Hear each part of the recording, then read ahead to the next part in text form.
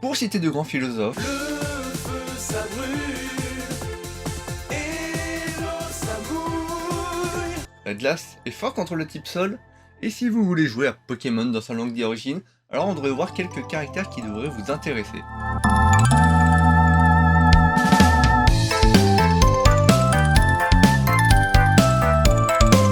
Bon, comme nous l'avons vu en intro, cette fois-ci, nous allons voir L'eau, le feu, le vent, de tous les éléments, on est locataire. et tous les caractères simples qui sont graphiquement un petit peu trop similairement proches. Non mais les mini-coms, ça me ressort toujours des vieux souvenirs ces vidéos. Du coup déjà, bonne nouvelle, pas de clé. Alors ça c'est une clé, ça aussi... Ah, pas celle-là, mais celle-ci par contre, et celle-ci également. Ah, et puis ça, et puis en fait quasiment toutes. Bref, vous avez compris, on va voir tout ça. Bon, commençons donc avec le feu. On peut voir ici l'idéogramme d'une flamèche. Mais si vous le souhaitez et que vous avez des petites tendances pyromanes, on peut juste également voir un homme prendre feu. Je vous laisse choisir votre interprétation. Je me dis peut-être qu'on pourrait créer une sorte de test de Rorschach avec uniquement des kanji. Du coup, c'est un petit peu gênant parce que je sais pas si je voudrais vous expliquer maintenant que cette clé est généralement sous cette forme, qui représente pour moi un barbecue ou les flammes qu'on peut retrouver sous un chaudron. Et rassurez-vous, hein, l'homme a disparu cette fois-ci. Je commence à me dire que je devrais peut-être le faire ce test de Rorschach. La moitié de mes histoires impliquent la mort de quelqu'un ou de quelque chose. Regardons donc un caractère un peu plus guilleré, celui de l'eau. Et promis, cette fois-ci, personne ne meurt. Oui, mais on n'y est pas encore. Donc l'eau, on pourrait penser que ce caractère serait à l'opposé du feu, mais étrangement, ils se ressemblent beaucoup. Pour bien les distinguer, bon déjà, il n'y a pas de Monsieur Guy cette fois-ci, c'est un bon point. Mais à la place, on verra plutôt l'idéogramme d'un bâton qui frappe une flaque d'eau, d'où le fait que le bout du bâton soit tordu. Et cela projette donc 4 grosses gouttes, même si elles ne s'écrivent qu'avec 3 traits. Ah, et comme le feu, la clé se trouvera généralement sous forme contractée, c'est-à-dire 3 petites gouttes, comme le nombre de traits placés sur la gauche du caractère. Ensuite, dans le caractère de la glace, on ne voit qu'une goutte supplémentaire. Comment est-ce possible? En vrai, je viens un peu de vous donner la réponse. Il suffit que l'eau soit en état solide, de la glace donc. Et à partir de ce moment, il est aussi possible de voir une goutte qui tombe de l'eau du glaçon avec la fonte.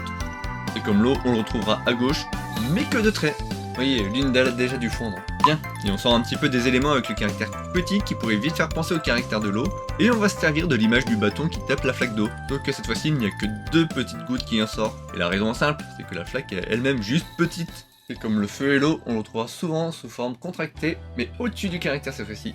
Et tant qu'à faire, regardons le caractère un peu 2, où on prend une goutte de ce petit. Ça fait donc bien un petit peu. Juste pour rappel, j'utilise souvent le caractère goutte comme pour parler d'une petite fraction de quelque chose, comme si je l'extrayais directement. Bon, et vu qu'on est beaucoup dans l'eau en ce moment, est-ce qu'on ne reprendrait pas notre jet privé de la rizière pour voir ici les diagrammes de 3 rivières, ou fleuves, ou quelconque courant d'eau? Pas la peine de me dire non de toute façon, le cliché est déjà fait. Merci à tous ceux qui me soutiennent financièrement, ce vol, c'était pour vous. Et la province, si maintenant on zoome un petit peu. Bon, on constate que la résolution de l'image est dégueulasse, mais surtout qu'il y a des habitations. Et oui, c'est un bon endroit pour y placer une petite province, vous ne trouvez pas? Il y a de l'eau, du bois...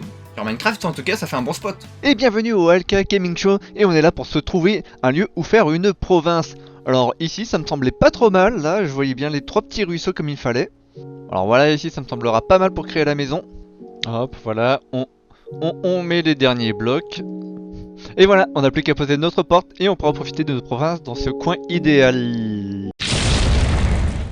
J'avais pas lancé le jeu depuis le lycée, ça ne me rajeunit pas. Et bien c'est pas grave, ça va me faire une super transition pour le caractère terre. Car pour pouvoir poser sa croix, il faut évidemment du sol. Évidemment, la tombe ici est moins détaillée que dans le caractère vieux, car ce n'est pas vraiment le sujet du Kenji. Et quand on voit ce caractère, ça me tente bien également de voir son frère spirituel, le guerrier, le samouraï. Alors je vous laisse juste ici 10 secondes pour voir la différence entre les deux. Bon, ça suffira, c'est long 10 secondes. Donc c'est en effet le trait du haut qui cette fois-ci dépasse de la base. Et c'est normal, dans le caractère terre, on se moque de la croix, ce n'est pas le sujet, donc l'élément est plus petit que le sol.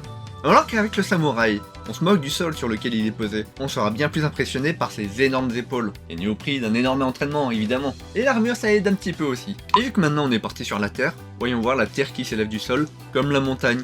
Et ici on a juste un idéogramme typique de montagne avec 3 pics. Non, en vrai, pas grand chose à dire de plus, je pense que ce caractère part de lui-même. Et enfin, le rocher, la pierre, on fait encore une fois un zoom sur la montagne cette fois-ci, pour voir le bord d'un précipice duquel un rocher dévale de la pente. A noter que cet élément graphique n'est pas une clé, et si je ne dis pas de bêtises, on ne le reverra dans aucun autre kanji que l'on étudiera. Alors j'aimerais dire que ça conclut notre vidéo, mais je sais que si je dis ça, vous allez tous partir d'un coup, alors que j'ai une question pour vous. Non, moi je mets les vidéos en fond chez moi sans les écouter et sans les regarder vraiment non plus, et puis je laisse le lecteur automatique faire. nous ne sommes pas les mêmes. Plus sérieusement, comme les caractères sont très similaires graphiquement, je m'étais dit qu'il y avait peut-être moyen de finir cette vidéo par un mini-jeu des une différence. Et en faisant ça, je me suis dit que je pouvais peut-être tout simplement conclure mes vidéos aussi par un petit défilé de tous les Kenji que l'on a vu dans la vidéo, histoire de les revoir une dernière fois avant de partir. Une sorte de bilan de la vidéo, ou un mini-quiz, ou tout simplement montrer chaque caractère 5 secondes. Je ne sais pas si ce sera vraiment utile vu que vous pouvez déjà retrouver tous les Kenji dans le titre de la vidéo, tout simplement. Ou vous pouvez juste revoir ma vidéo, c'est très bien aussi. Dites-moi ce que vous en pensez. Sur ce, je vous laisse sur le mini-jeu.